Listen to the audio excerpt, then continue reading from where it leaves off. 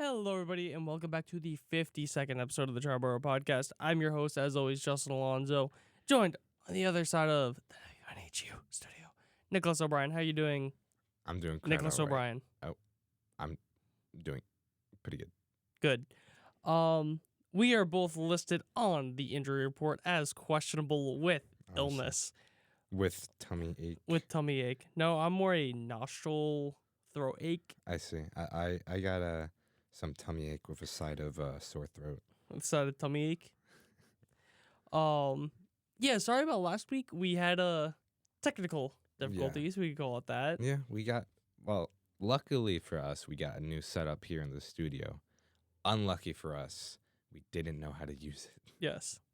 But like he said, but we figured it out. We have a new setup in the studio. Yes, so now we have a lot of fun little voice commands and noises and such, which I'm sure Justin's going to press in the middle of my talking. The fuck you say to me? Yeah, exactly.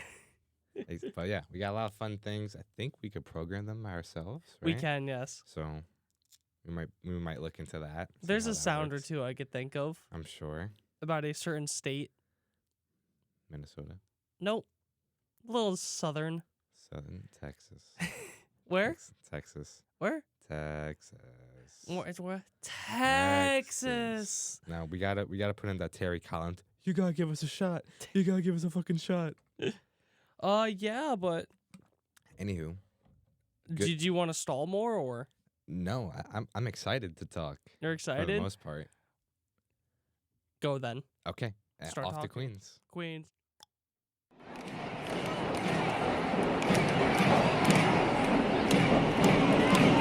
It's out of here! And the Mets win it!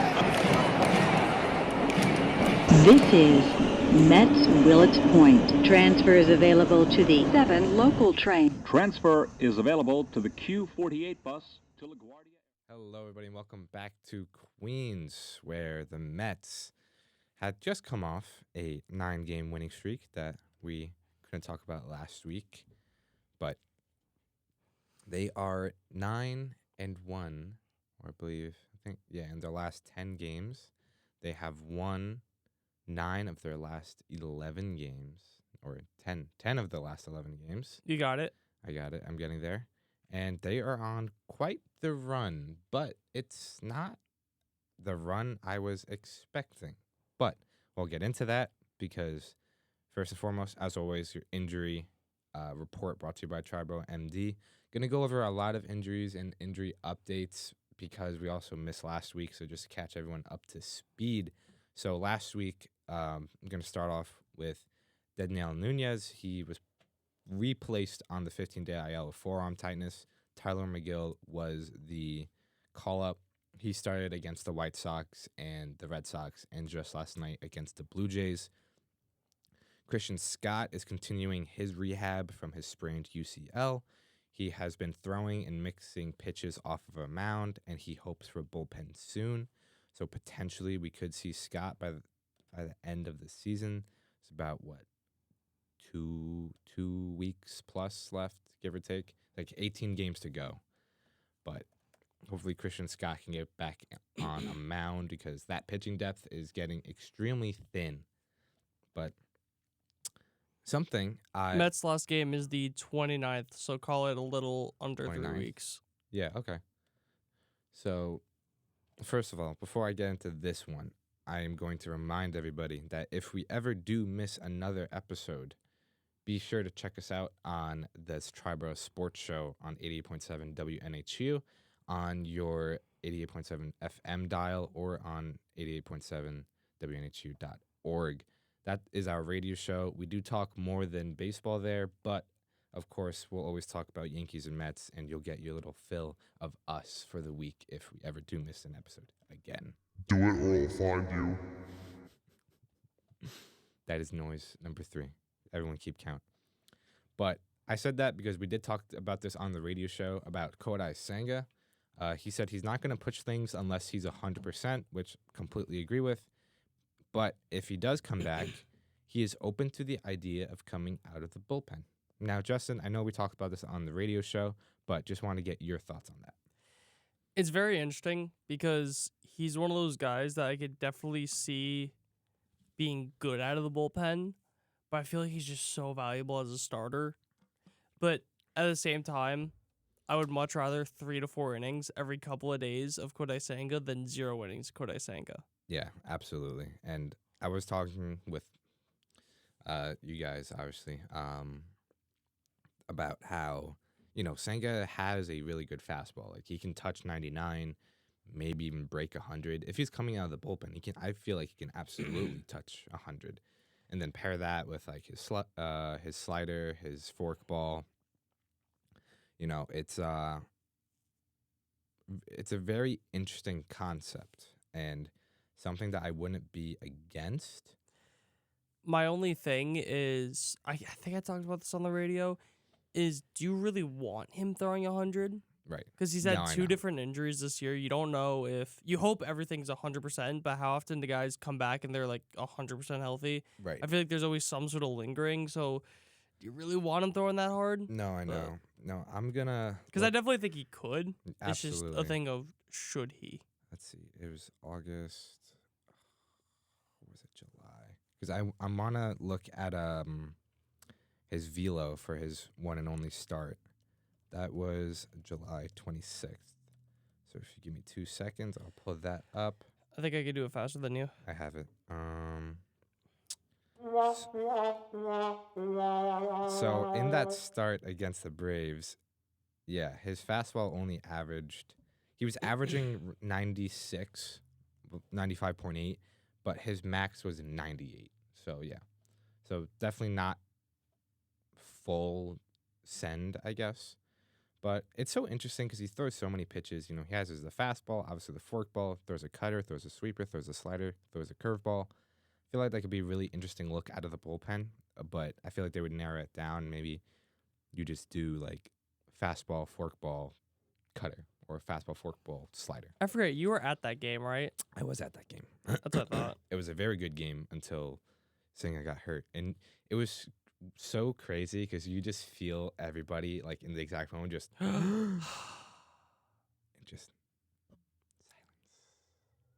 It was very, very disastrous. But as much as Senga out of the bullpen would be very interesting to see, and it sounds like the team, this is an article by Andy Martino. So according to multiple team sources, there is increasing hope and optimism that Kodai Senga will return this year, and he will do so as a starting pitcher. So he's eligible to be activated September 25th. And you said their last game 29th. is the 29th. So if he's activated on the 25th, believe that is the second game of that Brave series at the end of the year. I'll check it right now. So you figure he gets, if he pitches the day he's activated, right? 25th is, in fact, the second Braves game of the year. If he's activated the 25th, there are 5 games, including that game left. Right. So he could really... one and done. Or I was going to say fill into any spot in the rotation. Right. Yeah, that's also true. But obviously, hoping that it doesn't come down to the wire, that Brave series. I've been saying that for a while now, that I would like to avoid the heartbreak and the stress of that. But yeah, be very interesting. Obviously, getting Kodai Senga back before a potential playoff run is huge. I think that it cannot be understated what Senga could do to this rotation, which has been amazing as of late. This isn't a knock on the other starters, but just having a bona fide ace that you can kind of throw out there with pretty good optimism is pretty cool. But of course, that all rides on how he feels, how his rehab goes, and everything. But it sounds like this is more so for Senga's sake, that he would feel more comfortable and productive and a familiar role as a starter. But, you could also do, like, if he's not fully built up, you do 4 or 5 innings of Senga, 3 innings of Tyler McGill, or, like, if it is in the playoffs, I don't know who else you would throw out there. But, maybe like a Quintana for an inning or two, because come playoff times, it's all hands on deck. Like, if you're a starter, it doesn't mean you're going to be a starter in a playoff run. But we'll see. It'll be definitely interesting, see where the Mets go with that. But, of course, it depends on Senga's health. But good updates on Senga, good updates on Christian Scott. Unfortunately, I think, 2 days ago? Yeah, 2 days ago, the Mets got some pretty bad news with Jeff McNeil. He was hit on the wrist, really, with a 76-mile-an-hour curveball.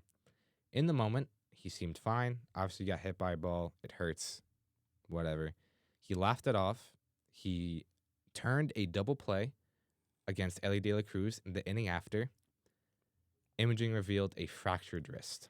Throwing hand, right? Let's see. He's a lefty. Well, he hit. Yeah. I think McNeil's one of he hits lefty, throws righty. Yeah. So I think. Well, yeah, because he was in field. Yeah, I think it hit his glove hand, if I'm not wrong. I really like how it just doesn't say which wrist. Like, that's one of my favorite part.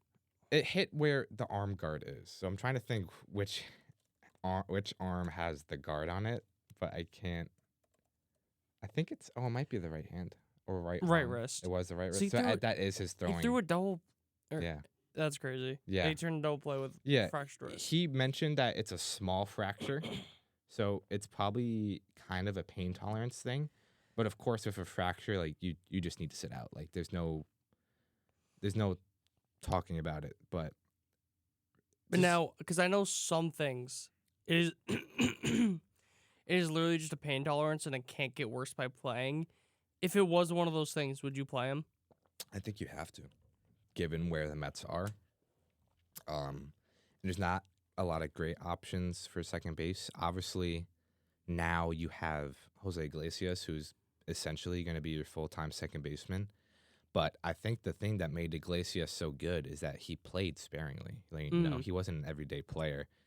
He was a 4 out of 7 guy. Like he was the first guy at the bench. Right, exactly. Someone needs a day off. Iglesias is playing, right? So I think that's what made him so good, is that he wasn't getting consistent at bats. The pitchers weren't seeing consistently, and you're seeing it now. I mean, he's still having his hits, but like he's not nearly as good as he was. Excuse me, when he first came up with the Mets. Like, he's a very serviceable and obviously a very good defensive player, but he lacks power, something that McNeil was really tapping into. He doesn't slug. He doesn't have any. He has very little extra base hits. He's a guy that they've been hitting kind of in the middle of the order, but really all you're counting on is a single for him. So it's a very, very unfortunate news for the Mets, and of course Jeff McNeil, who is really turning his season around. In the second half, he was batting .289 with a .376 on base and a .547 slug for a .157 weighted runs created plus. Completely flipped his season around. And after putting in so much work and kind of, getting back to a point where we can be comfortable with Jeff McNeil, this is a pretty tough break for the Mets. And I feel like it's a lot bigger of a loss than people might make it out to be, especially with his utility, because he's not just a second baseman. He plays left, he plays right, he plays wherever you need him. This injury happens 2.5 months ago. I feel like certain people are cheering. Right. But now it's like, oh my God, the season may be over. Right. We just lost a key piece to this offense. But replacement-wise, the Mets traded for Olympic silver and gold medalist Eddie Alvarez from the Boston Red Sox. What are you hovering over? Okay. I'm scared. Every time I see your hand over the buttons, I feel like you're going to press something. But Pablo Reyes was the September call-up as a backup infielder.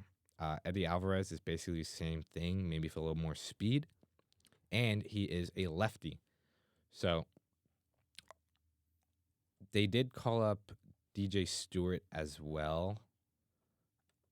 I don't know why. I'm gonna be honest. I understand because I even said it that this team is way too right-handed heavy. You look at the starting lineup now, you have one natural lefty in the everyday lineup. Two if you're facing a righty because Jesse Winker's probably playing. But the one natural lefty in there is Brandon Nimmo, who hasn't been hitting for the past 2 months. My only thing though is Lindor is so good as a left-handed hitter that like granted you could say like natural lefty. I also just find it so funny that the Mets are not that I find it funny the Mets are dealing with it. It's just that the Mets I feel have always been so left-handed dominant. The Yankees have always been so right-handed dominant. Right. Now it's almost switched. Yeah. Where yesterday's lineup, if you include switch hitters against a righty, they had 6 straight lefties. Yeah.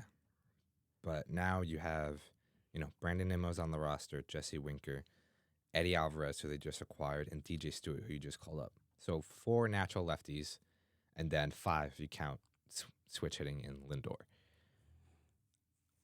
I understand the lefty. I get it. This injury to McNeil just makes Brett Beatty's injury hurt that much more. I'm not saying he was going to come up and light the world on fire, but instead of DJ Stewart, who you kind of know what you're getting with, who's extremely limited in the outfield, maybe he runs into a home run as a pinch hitter, but I think whenever he pinch hits, you're looking for a walk from him. If Brett Beatty did not fracture his, I think it was his thumb, it was a finger, I believe, I feel like he's up here. I mean, he was playing second base in the minor leagues. Do they throw him at second base? With a left index finger. Index finger, sorry, not a thumb. You like that though? That was good. To cut you off. Excellent usage. But I feel like Brett Beatty would have provided more than DJ Stewart. That was really the only left-handed option. I mean, you have to go down the pecking order on guys who are not even on the 40-man roster. Drew Gilbert, obviously, probably a fan favorite to take up this spot. But he really hasn't been hitting as a whole in AAA. He's been on a home run tear, but let me get you his numbers because it feels like he's barely. It feels like one of those like low average, high slug guys. Mm-hmm. That's what it's been feeling like. So if I look at his game log.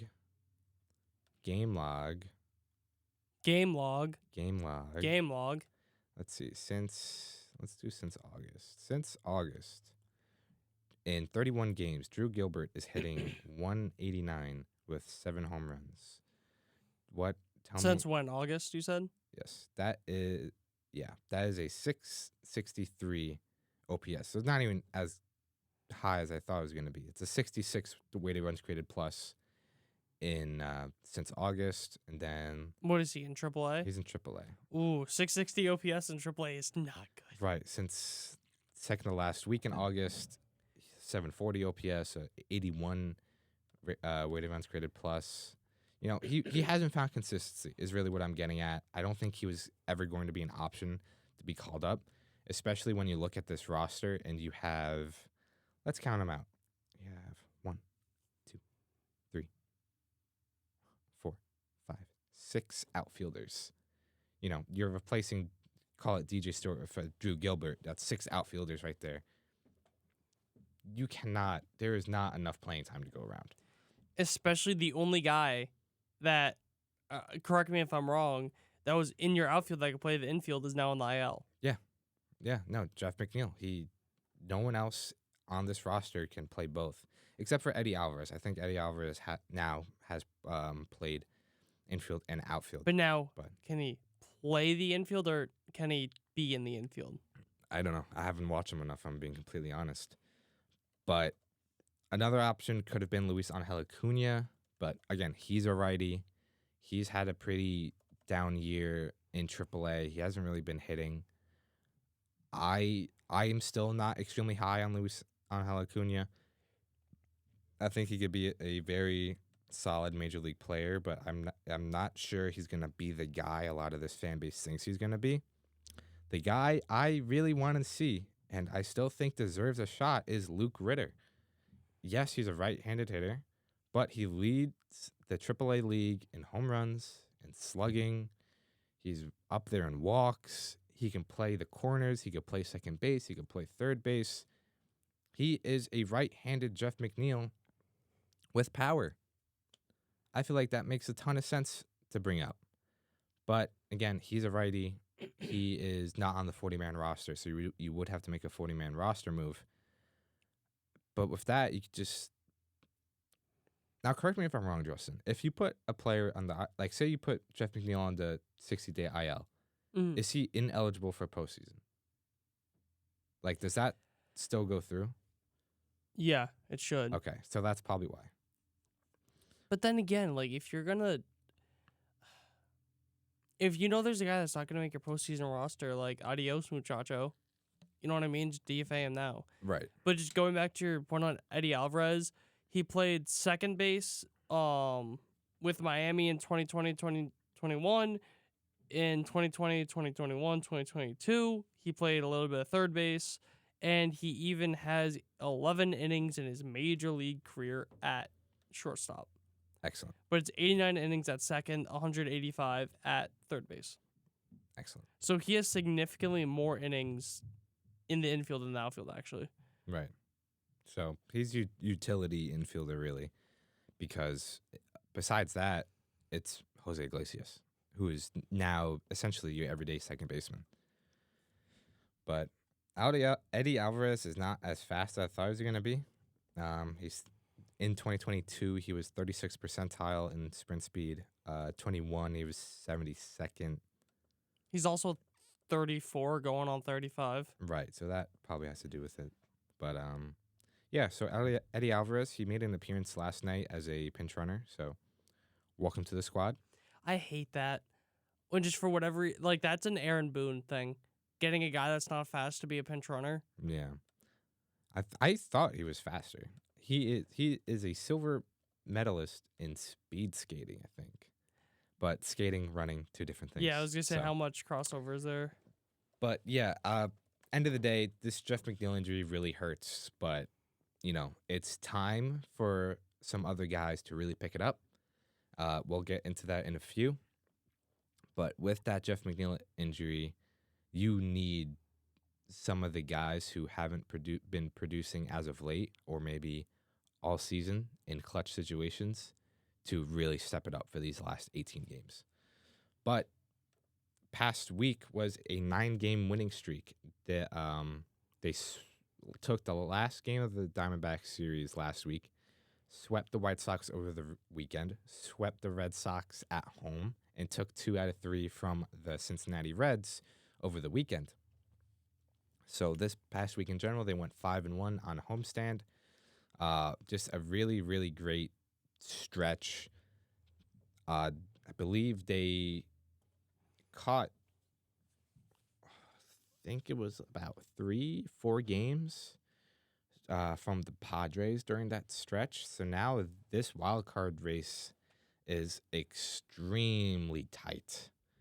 I know I was going to wait to talk about it near the end of Queens, but now that we're on the topic, we'll talk about it now. Well, you get that up. I was looking at it. Eddie Alvarez actually has played like 10, 20 times more in the infield in the minors than he has in the outfield. Right. Like, he was primarily a shortstop in the minors. Yeah, he's probably just like one of those guys, like maybe extra innings. Oh, God, we need someone to play the outfield.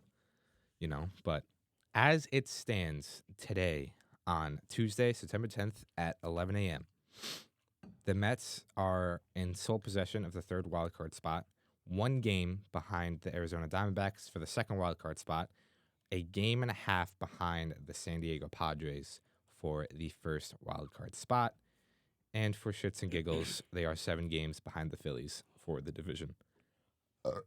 Excuse me. And don't you have 7 games left against the Phillies? The Mets have 7 games against the Phillies, 3 of them starting this weekend, and then 4 the week after. Now, obviously, you would have to sweep all those 7 games to, talk about division and whatever. But say you win both series, say they pull it out of their ass. That is what 5-2.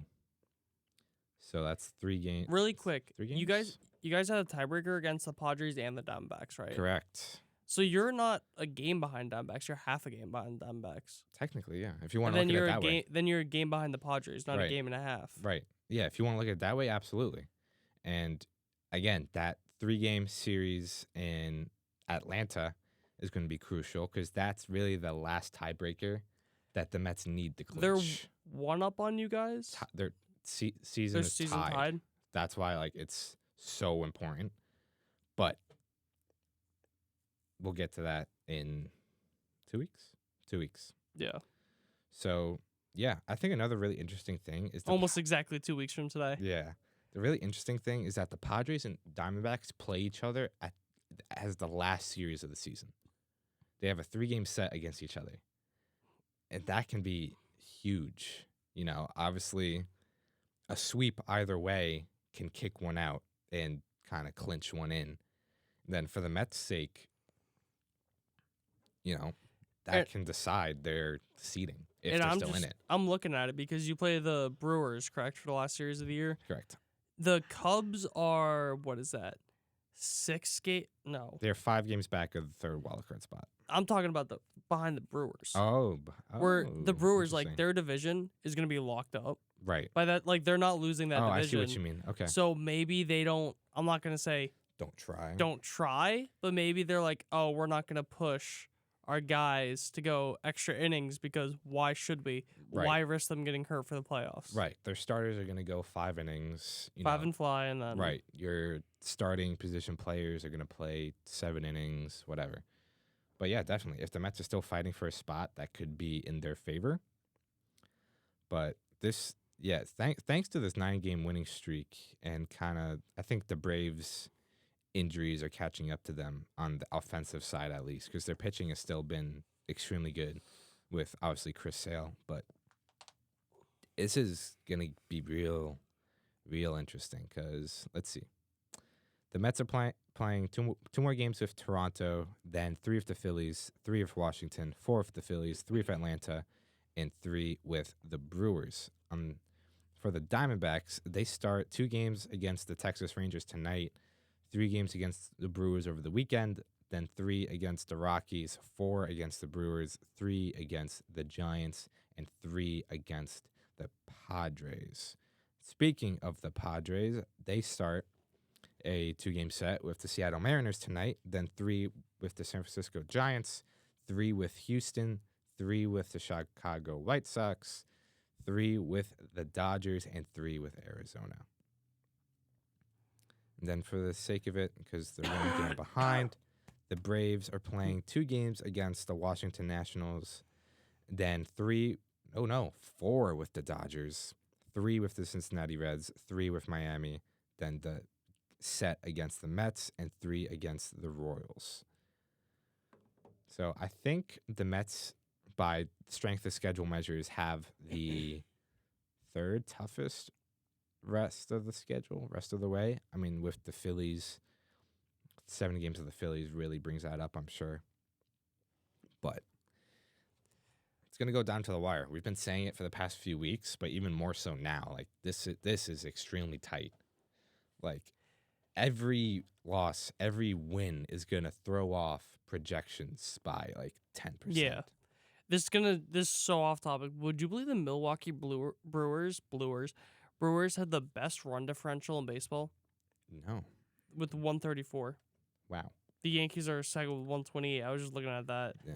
No other team in the AL has a run differential above 91. Jesus. Yeah. But regardless, besides the just point. touching on the playoff odds. As of right now, Atlanta is sitting at 62.5%, the Mets at 58.8%. And to kind of put in perspective on how much a win or loss can swing like projections. The pendulum. On September 7th, they won a game against the Reds that brought their season odds to 60.8%. They then lost on September 8th. That dropped their playoff odds to 42.2%. Almost a 10% swing for one loss. So it's going to get real tight, if not already.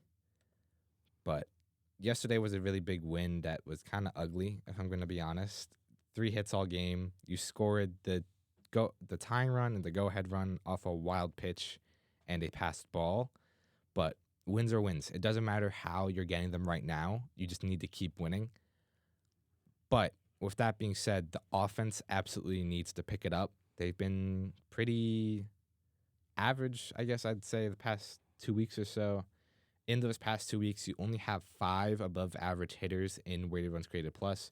Those being Mark Vientos, who had a 2 home run game against the Reds, Francisco Lindor, who's playing on MVP level, Jesse Winker, who plays sparingly, Jeff McNeil, who obviously just got hurt, and JD Martinez, who's been a little bit above average. Everyone else is below average. That includes Brandon Nimmo. That includes Pete Alonso. That's Jose Iglesias, Francisco Alvarez, Luis Torrens, Harrison Bader, everybody.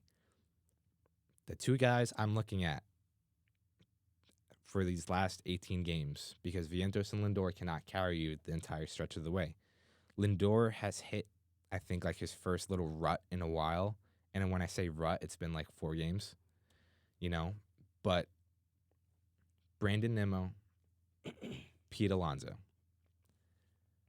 Those are the 2 guys that you need to get going.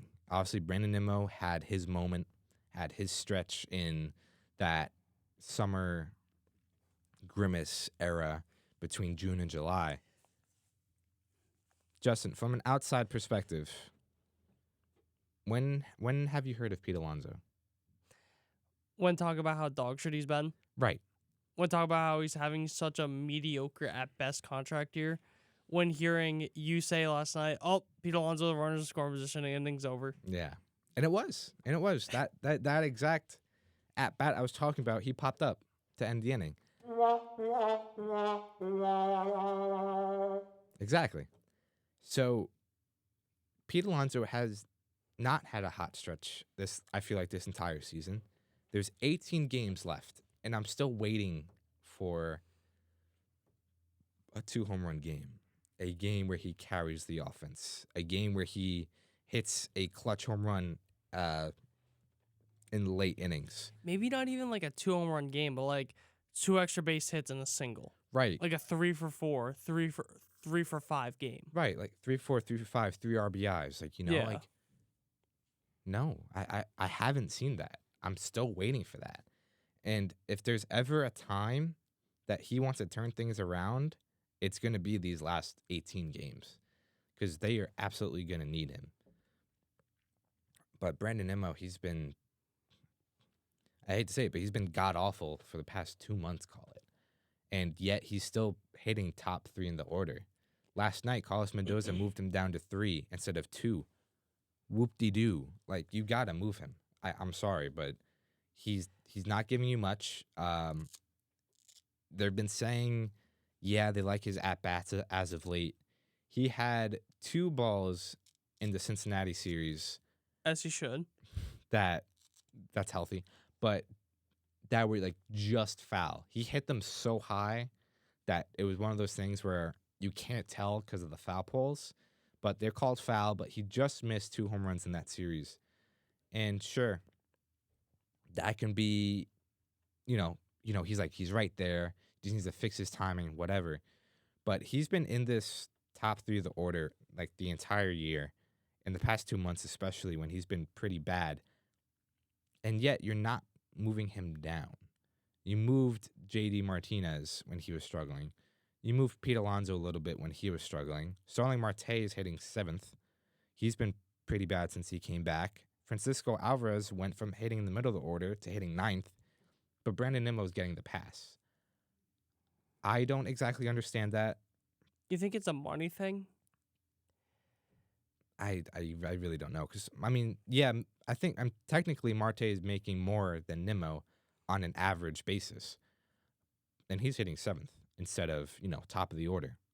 I was going to say, it's also a thing. I feel like the Mets will be the last team that cares about how much people are making for where they're hitting in the order.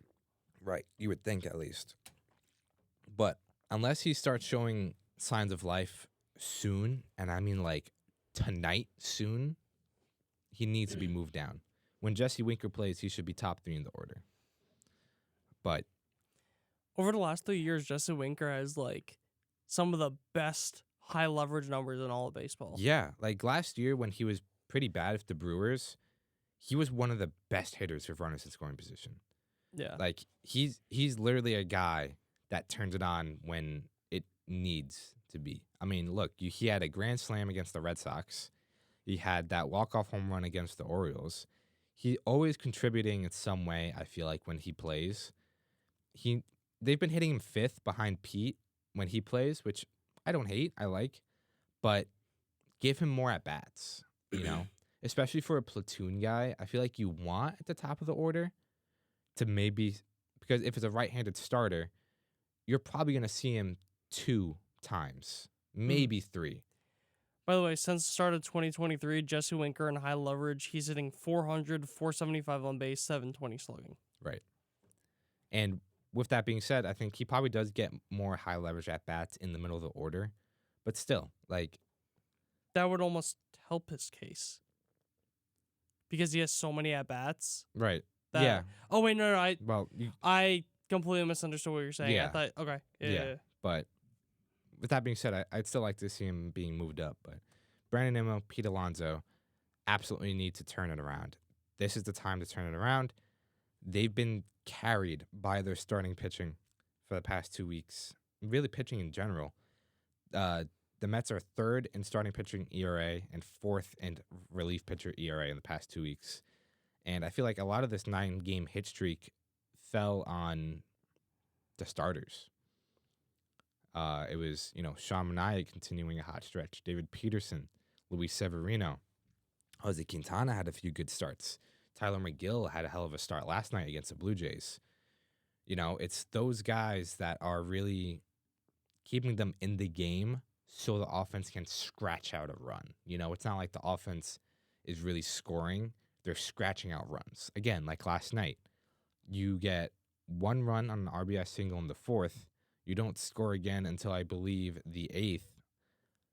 And those are on a passed ball and a wild pitch.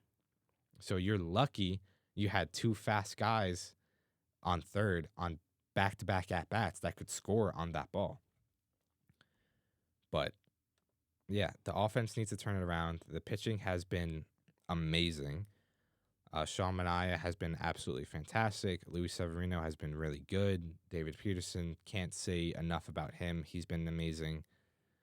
Jose Quintana has been solid. And Tyler McGill had his once-in-a-blue-moon ace starts. So next time he'll go 5 innings and allow 5 runs. But regardless, the starting pitching has been carrying this team. I feel like we've seen this in increments throughout the season. In the beginning, the bullpen was kind of keeping them in. During the summer, the offense was one of the best in baseball. And now you're seeing the starting pitching kind of carry them.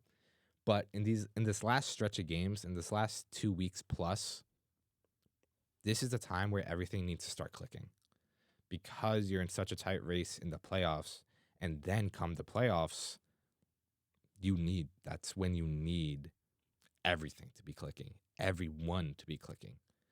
So, offense needs to pick it up. Pitching has been solid.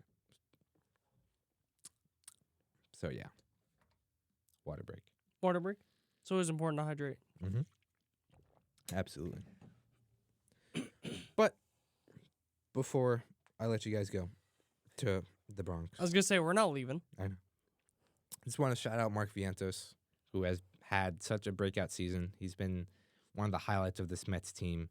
He leads all Major League Baseball third baseman in weighted runs created plus at 149 and slugging at 553. He is second in OPS, only behind Jose Ramirez, and he is top 10 in third baseman WAR at 2.9. He's been fantastic. Super happy for him. And a lot of people wrote him off, but He didn't write back. he didn't write back. And then, of course, we'll end it with your MVP check-in between Shohei Ohtani and Francisco Lindor. ads go away. Francisco Lindor is currently at a 7.2 wins above replacement. Shohei Ohtani right behind him at 6.9. Ohtani, let's look at his 50-50 watch. He's at 46 home runs, 47 stolen bags. Lindor, 30 home runs, 27 stolen bags. I hate how big of a story it is. They are posting every stolen base, Yes. every home run. It's like, oh, 47-47. The home runs make sense with the stolen bases. Right. It's like 47-47. It's just like ESPN 48, has like the counter on anything you watch on ESPN. Do they they have really? a Shohei Ohtani counter. I mean, that just tells you everything you need to know. That it's Ohtani's MVP to lose, unfortunately. Well, just because the media says it doesn't mean that that's how the voters are going to respond. Yeah, no, you're right. But I feel like more than not, that's usually how it goes. But Francisco Lindor has been fantastic. Like I said, he's really hitting like his first rut in a while. So I'm sure he'll break out of it. He always does. But when he's having a bad day at the plate, he can always impact the game on the field, something that Shohei Ohtani cannot do. With that being said, Justin, if you want to take us away. I will take us away into the Bronx. What was that?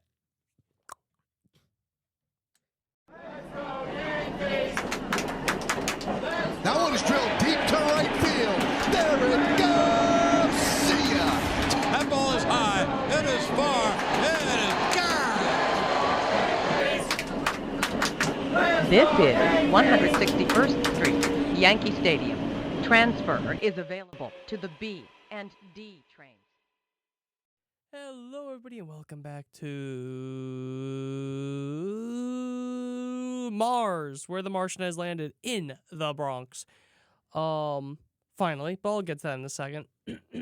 But of course, before we get started, your injury update brought to you by Triboro MD. Luis Heel and Clark Schmidt both got activated from the IL. I've never seen this before, where starters get activated on back-to-back days. Yeah, that's pretty funny. I thought that was it was just fun in like a weird way. I don't know how to explain it, but they both pitched pretty well. Heel went 6 innings, only let up 1 hit, no earned runs, 2 walks, 7 strikeouts. He only had 89 pitches. I think if he didn't go on the IL, they put him out there for the 7th. Clark, he only went 4 2/3, 4 hits, 0 earned runs, 1 walk, 2 strikeouts. I don't have any issue with that. Yeah. With him only going 4 2/3, because first start since like May. Right. Like you give him that extra benefit of the doubt. Yeah, absolutely. I have no issue with it, especially since you just brought him back and everything, but Yeah. it's fine. I'm sure next time out he'll kind of be less restricted. Yeah. Then Ian Hamilton and John Birdie both came back. Then the very big one, Jason Dominguez was finally called up with DJ LeMahieu being put on the IL with right hip impingement, and they said that this could be season-ending. Not only could it be season-ending, it could be the last time he's with the Yankees. Right. Yeah. I don't know obviously how the organization thinks, but I personally feel like the writing's on the wall with the depth that the Yankees have, with the potential moves they can make in the offseason. I think it's almost time. Yeah. They do have a lot of, especially middle infield depth. They have a lot of it. Yeah. The only issue is third base, but if you're confident that Jazz can learn it in the offseason, because you have Jazz for 2 more years Right. after this year. But then going for Dominguez, did you see what his roll call is? No. It's the ET finger. Is it really? Yeah. Amazing. I love that. Because we never talked about this. Yep. Because we just didn't record last week. The reports of the multiple executives pounding the table to call him up, but the only people that didn't want to were Dominguez wanted to get called up, were Cashman and Boone. Yeah. What is your whole opinion on that entire cluster fuck of a situation? It's interesting, right? Because I feel like we don't see a lot of it, or if we do, it's never reported. I think. Actually, I don't think. I don't know what those executives see that Cashman and Boone don't. Yeah. You know what I mean? Or Like, didn't, at least. Or didn't, right. Where's the disconnect? I think that's what I'm more worried about. Because if you're having, like, call it the baseball analytics department is like, hey, why isn't this guy being called up? It's not even just analytics. From what I heard, it was multiple departments. Right, no, but just for the sake of the argument, Yeah. right? Just say this department is saying, why isn't he being called up? But obviously, Cashman, the big boss, for all intents and purposes, is thinking the complete opposite. Like, what's the disconnect, and why is there a disconnect? That's more so how I'm looking at it, because it is a little worrisome, in my opinion, that there is something there that's kind of like friction almost between the two. But look, unless they had this plan all along to give him a week plus in AAA and before calling him up, I don't really understand why. Again, what's the difference between calling him up a week ago and calling him up now? But whatever. So you could play him every day and not have to worry about the at-bats. I guess. I think that's they could say it's as much they believe in Verdugo, where it is very hard for me to buy into that for the sole reason of if that is the reasoning why, we have much bigger issues.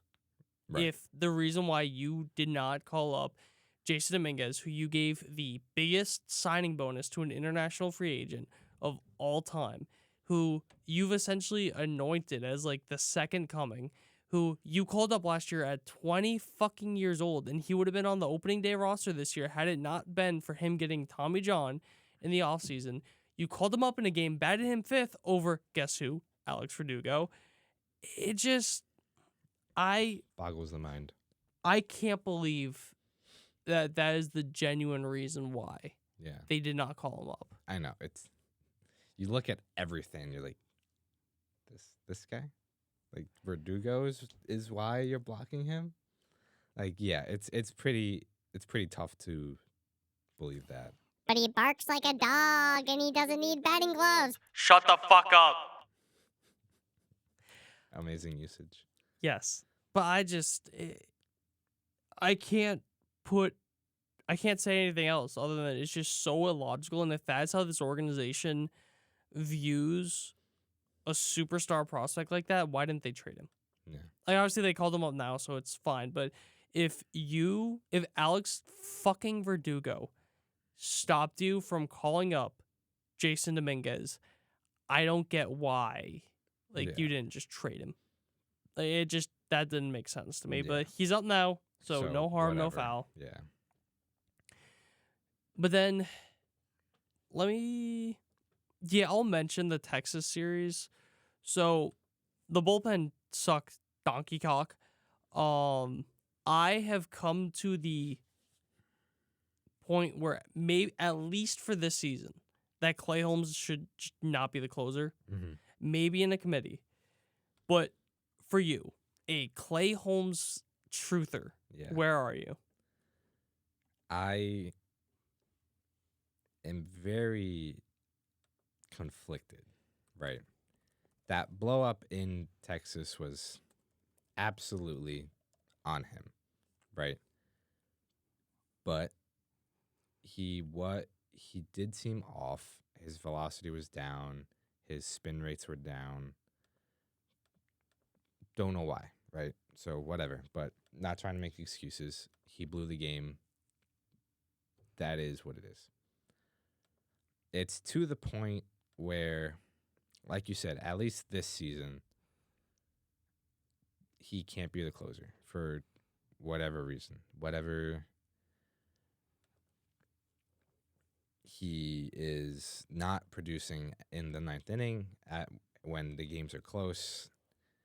For whatever reason, he's just not doing it. And as many times as you kind of want to be like, he'll turn a corner, There's 18 games left. Oh God, you're doing boonisms. I know. There's 18 games left. You're game and a half up on the Orioles after last night? Game and a half. Yeah. So like, there's still very little room for error. You have to operate in a way that gives you the best chance of winning, and unfortunately, Clay Holmes as your closer doesn't. Yeah. I put together a list of 4 names and then a very, very heavy sleeper for who I think who kind of should be in the consideration for the closer. Before I get into that, who do you think right now should get, maybe not the full-time closer, but should get a bulk of the closing duty? I know they've been using Weaver a lot, or like a few times past few days in the 9th. I know he definitely got a save in Chicago. But besides that, maybe I want to say like Canley can get some saves. I do like Weaver. I haven't looked too much into Jake Cousins. I know he's been good, but like, has he been? He's closer? been very good with the Yankees since getting called back up. Right. So maybe you give some to Cousins, but I don't know. I wouldn't give a majority to anybody, I don't think. I think someone's got to get a majority. Well, yeah, but when majority, maybe like 45. Yeah, I'm just saying, who would you give the most to? The most? Maybe not majority, but who would you give? Because someone's got to get the most. Yeah, who would that's you fair. give the most to? I want to say Weaver for now. I like his pitch mix. He's been pretty good all season. I mean, obviously relief pitchers go through stretches, but for the most part, I'd say he's had a pretty successful season. I'd be most comfortable giving Weaver a majority, air quotes. Yeah. I have Weaver number 1. Then I have Cousins. Then I have Canley. Then I have Ian Hamilton, just because I love the intensity from Ian Hamilton and like the fuck you attitude that I feel like that's my only thing about Weaver is he doesn't really have that much intensity. You think too casual? Yeah, but that sounds so old school when you say that. But that's my only gripe so far with Weaver. My only thing that kind of concerns me. Okay. I'm just not sure he has like the fuck you to him to be a closer. But the guy that I have, and I'm not saying for the full-time closer, but I'm saying based off matchups, based off of maybe 1 out of 5 closing opportunities, a guy that I would not hate to see get some opportunities would be Tim Hill. He has a 2.34 ERA with the Yankees so far. The underlying numbers they're solid. They're not incredible, but he's also a ground ball pitcher.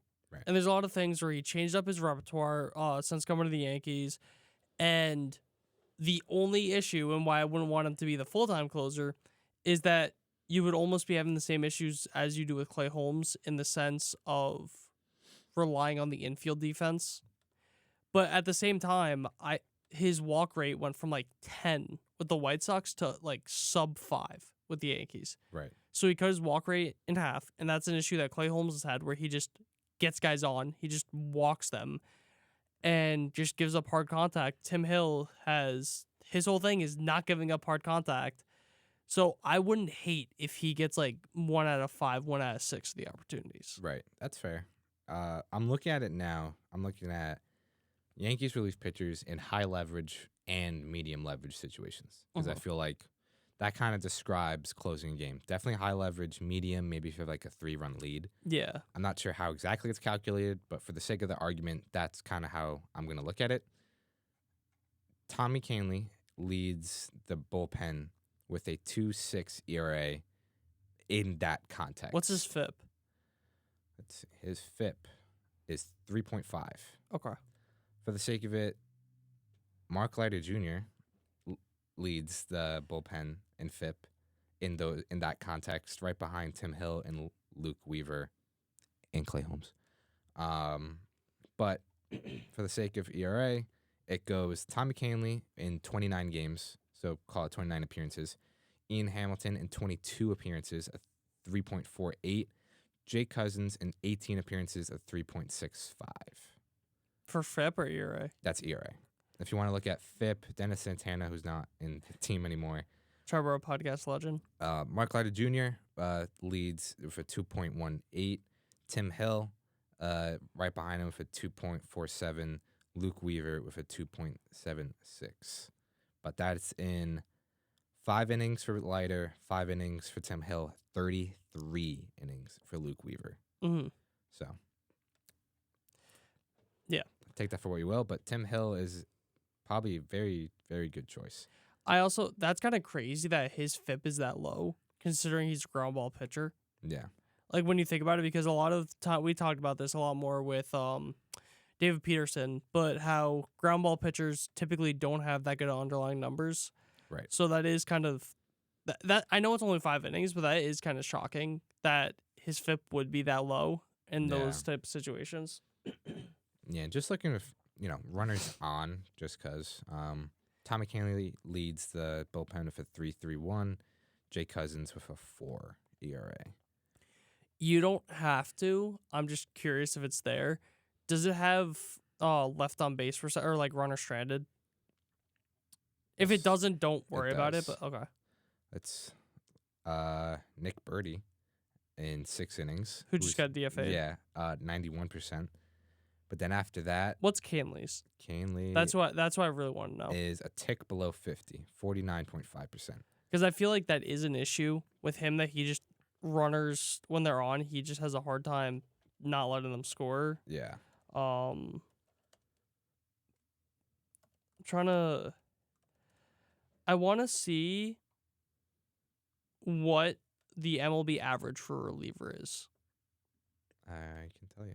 Because I feel like Canley, that's the only issue I have with Canley in those higher leverages, that I'm worried like, oh, his ERA doesn't get directly affected because it's on the guys before him. But the league average, I lied. Hold on, let me just make sure. My guess would probably be like 60%, 65%. The complete unbiased is 32%. For runner stranded? With runners on. The relief pitcher average is 32%. 32% of the time the runners are stranded.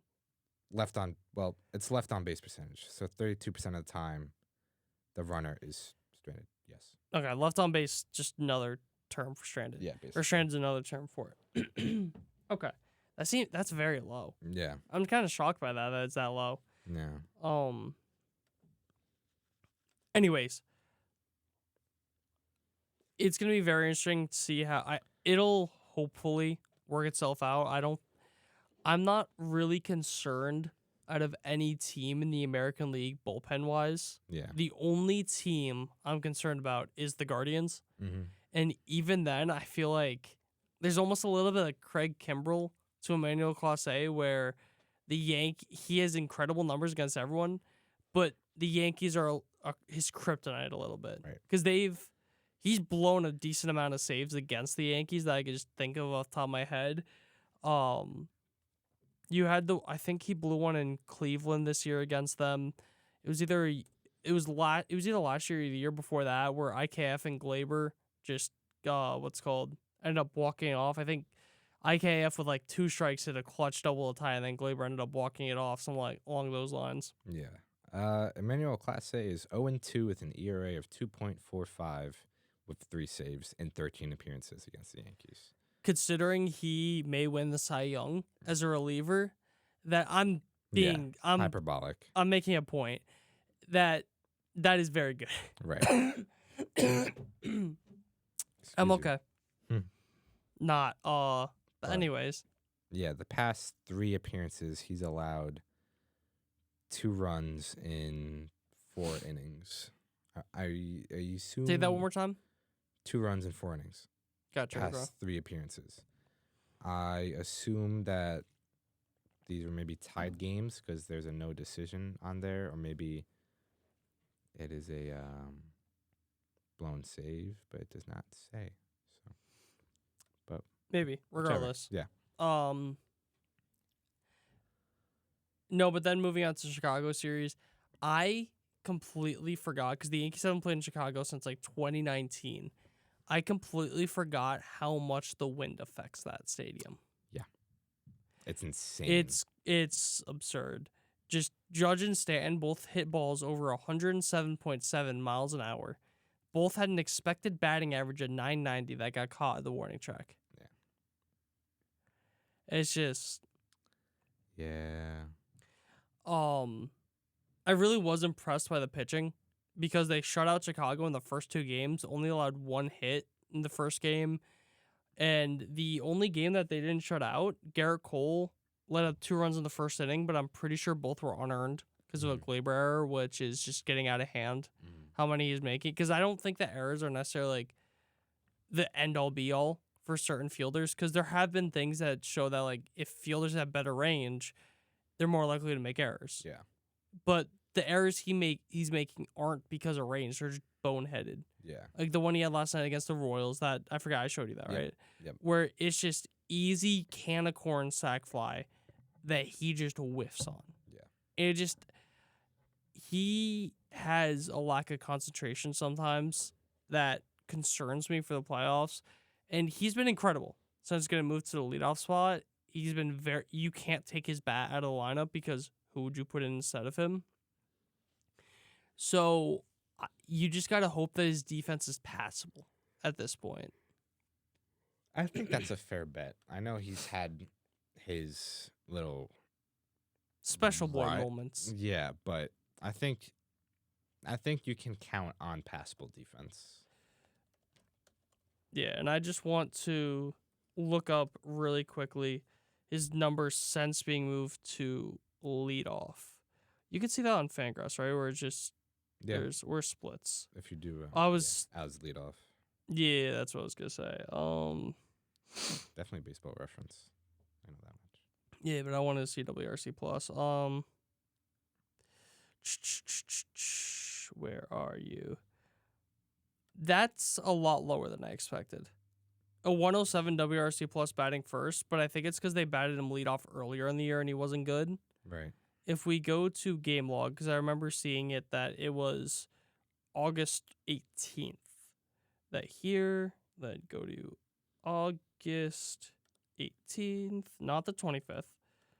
Nope, I'm boofing.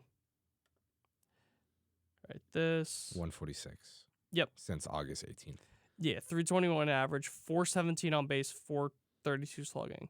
Slugging's not high, but he's also a leadoff hitter, so you don't really care. Right. And a 400 on base as a leadoff hitter. That is shocking to me, the 14.6 walk percentage. Yeah. Because he's not a guy that walks a lot. He's barely striking out, too. Yeah, 16.7. That's pretty good. Yeah. 2 home runs over that span, 3 doubles. Just. Yeah, I think the slugging will come. That's not an issue. Even if it doesn't, I don't care. Right. I'm very impressed by that. Just get on base in front of Soto and Judge. That's all you have to do. Yeah. Doesn't matter if you're on first, if you're on second, if you're on third. Just get on base in front of those guys. Yeah. I feel like it almost helps him that he has those guys behind him in the sense of he's not going to try and make a boneheaded play on the bases because he knows I don't have to risk it. Yeah. Rather than if he's in the more towards the back of the order where you may feel more pressure to try and risk it. Yeah. Plus he's going to get pitches to hit. Yeah. And then just because we're talking about defense and how it affects the pitching, what do you think? Well, let me start with this if my Twitter wants to actually load so I can read off the quote. Set the scene. I mentioned how Clark Schmidt went 4 2/3 innings. Nestor Cortez ended up following Clark and went 4 1/3 innings, shutout. So Nestor, after the game, was asked about it, if like he was upset about getting moved to the bullpen. He said, obviously I was upset. I feel like amongst all the starters, I've been the workhorse here. Once Garrett Cole went down, they picked me to be the opening day starter, not necessarily the number 1, but the opening day starter. I had to switch my routine there, and now they do this. I'm never going to back down from a challenge. I'm never going to leave my teammates out to dry. You're always going to get my best effort, no matter if I'm happy or not. That's what I did today. I just came out there and proved that I can be put in any situation from here on out. If that's what my role is, and I'll accept it. What is your opinion on that quote? I like a majority of it. The part I really don't like is in my eyes, it's kind of showing up the team a little bit being like, oh, when Garrett Cole went down, they picked me, and I was the open day starter, kind of trying to like boost himself up a little bit. Like it could have easily just been, yeah, I was upset about it, but I went out there and did my job and showed them that I can still succeed in any situation. Like I think that little snippet about I was the opening day starter, completely unnecessary. I don't, maybe not what he said, but I like the sentiment of it, of people that are clowning on Nestor, I feel like are the same type of people that are clowning on Boone for giving stock answers and everyone giving stock answers. So you want guys to show more emotion. A guy shows just completely vulnerable, just 100% emotion in his answers, and people are getting mad at him for it. Yeah. So I just like it that if you get moved to the bullpen, you should take that personally. Take, like, even if it's not a personal thing, take it personally. Use that as motivation to be better. Get back in the rotation. Yeah. And that's how Nestor's seeing it. Yeah, absolutely. I like the mindset he's going in with it. It's just the wording could have been a little better in my eyes. But I mean, I also think it's a stupid question to begin with. Like, oh, you were a starting pitcher. Now you're not. How do you feel? Yeah, like no shit, I'm going to be upset. Obviously, I'm upset about it. But it's just, my thing is I want the guy to be like, just completely like, yeah, I'm pissed off. And I want him to show that fire, that passion. When they do that, they're obviously not going to give 100% politically correct answers. Yeah. So just on me saying that I want guys to show that passion, I don't really care what the specifics of what he said. Like, obviously, like, the part that was a little irked me was, and now they do this, like, that part of it. But, again, I don't care. I want him to have that chip on the shoulder. I want him to be pissed off in the playoffs and pitch lights out in the playoffs because of it. Of course. But I mentioned playoffs. What do you think they do for the rotation? We've talked about it a little bit, but I think kind of what I said last week, or 2 weeks ago, I'm kind of in that same boat where I want it to be Cole, Rodon, and then however you want to split it up between Heel and Clark. I'd probably put Heel third just so you don't have him and Cole back to back, because I feel like they're kind of the two most similar at bats. Yeah. And then Stroman, I don't know if you put him on the roster or not, just because of kind of how he profiles, but I love Nestor as like a 3-4 inning reliever. Yeah, I was going to say that. I mean, which is not a knock on Nestor whatsoever. It's just when you have, like, if you're doing a 5-man rotation, I would probably rather have Nestor than Stroman. But if you're going into a playoff series, I just think that Nestor gives such a different at-bat compared to anyone else in the game that there's a lot of value there. Yeah. I mean, for the most part, a lot of playoff teams really go in with essentially 3 starters. But I think 4 is probably like the magic number. So it's definitely Cole, Rodon, Hill, and Schmidt are your top 4. And then I probably would still like Stroman in a relief role, because I just don't know if they like him as a reliever. Right, yeah, I get that. But it's one of those things where it's kind of like, Heel only lasts 4 innings because he walks a lot of guys, or, God forbid one of them gets lit up. You need that bulk out of the bullpen. I think Stroman can kind of give you that. It's Nestor as well, but I think Nestor can be kind of the late inning, like the 6-7 guy, 7-8 guy, while Stroman is kind of mop-up duty, essentially. I get what you mean, yeah. Yeah. I think my perfect piggyback is Clark and a Nestor. Yeah. He's gotten better with it, I will say, Clark, where he used to get just lit up by lefties. So a lot of teams would literally put out like 6-7 lefties, switch hitters, whatever. And then you put Nestor in after to kind of counteract that. You have 2 options. Leave the lefties in or just completely gut your bench. Right. So I really do like the idea of a Clark-Nestor piggyback. Because say that you get Clark lets up 2 runs in 5 innings. Then you get 3 innings from Nestor. Right. That's a pretty good. Getting 8 innings from 2 guys is that's really pretty good. big. Because let's just say that Clark is your I don't know. Your 4th starter. Mm-hmm. Then you go into the next game with Garrett Cole. Garrett Cole's your horse. You want him to go 6-7 innings. Your bullpen's going to be fully rested for the next 2 games. Right. So. Yeah, definitely. I think that probably makes the most sense overall. But we'll see. Yeah. Then a couple of just quick points I wanted to touch on. Alex Verdugo is 2 groundouts away from tying the most groundouts to the right side of the infield in a single season. It's pretty funny that he has people about found a 20 record. games left. I think he could do it. He can get there. Granted, this is since the StatCast era because that's when they started tracking it. So it's since 2015. But regardless, that's still. And this stat I think was on like the 7th, and I think he has at least 1 or 2 since then. You would think. But another thing, Anthony Volpe, we talked about this on the radio show. You should listen.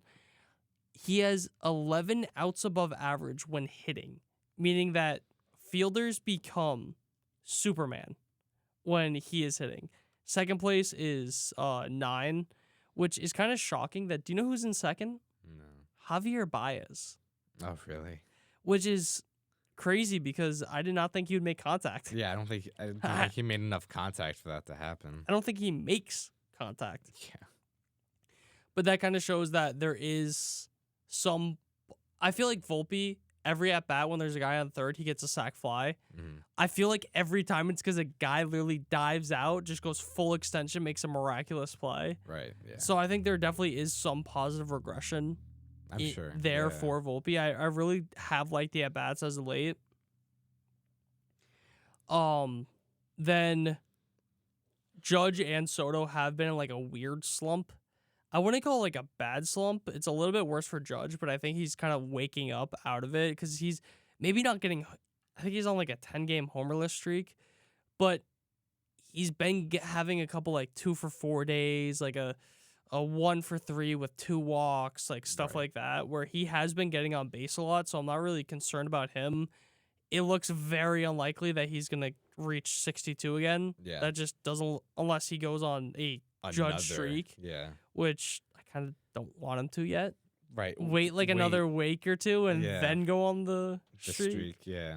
I mean, what? He's at 51. Oh, yeah, no way. Yeah, 10 home runs and call it 18 games. I think it's 20. 20 but games. still, it's also Aaron. If anyone in baseball could do it, it's Aaron Judge. Absolutely. But because he's hit 10 home runs in 9 games. Right. I think twice this season. It's not impossible. It's just improbable.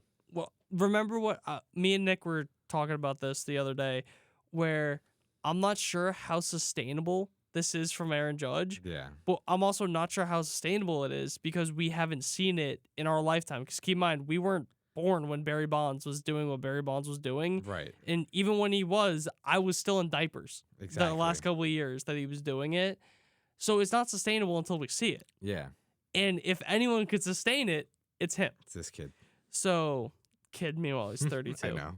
I just love saying that. 32 and married. We'll just kind of talking on Judge a little bit. The game overall last night, they won 10-4 against the Royals. The MVP and Rookie of the Year both played very well. Austin Wells, I'm not even going to talk about him that much because I talk about him way too much, I feel. He had a massive 3-run home run to give the Yankees the lead. He had a double that was maybe 2 feet away from being a home run that knocked in another RBI. But Aaron Judge, his batting average is up to 322. Bobby Witt is down to 335. It's almost time. We're getting there. I don't think batting average matters that much, but we're getting there for the Triple Crown. Come on, we got to get there. We can do it. Because I feel like no matter what, if Aaron Judge gets the Triple Crown, there's no art. Is as kind of pointless. Say he finishes 2 batting average points below. Yeah. It'd be like, no Triple Crown. But I feel like if he gets a Triple Crown, it's almost like he's the MVP. Yeah. There's no argument against it. I think that'd be fair. But yeah. I don't really have much else. I think it's going to be very interesting to see what they do with the rotation because they said that Nestor is going to be back in the rotation on Friday against Boston. I'm curious if they have the probable pitchers set up Because I have no idea what they're going to do. Yeah, they only have Stroman for tonight and then Heel for tomorrow, and then everything else TBD. Right. Yeah. Um, Unless they do like a thing where, like, they skip Clark, Nestor starts to give Clark extra rest or something. I don't know. I'm not sure how I would feel about that, though. Yeah, I don't know. Because either, I'd rather but him build up for the playoffs, and then that way, if you want him in the rotation, he'd be built up for it. I agree, but just a Yeah. idea, I guess. On that note, I got nothing else unless you do, if you want to take us away. Yeah, no. Thank you guys for watching and or listening. As always, remember to check out our radio show, Triboro Sports Show. The links are in the description and in our Instagram. 80.7 WNHU on your FM dial if you're in the Connecticut area. If not, WNHU.org. You can stream it there. We are on Wednesdays from 6 to 8 p.m. We talk things all New York sports, not just the Mets and the Yankees. NFL season has started. We're going to have some things to talk about with Daniel Jones. Yeah, we get to cry about the Giants and Jets shitting the bed over the weekend. I'm not crying. And I am. yesterday. Well, you're not.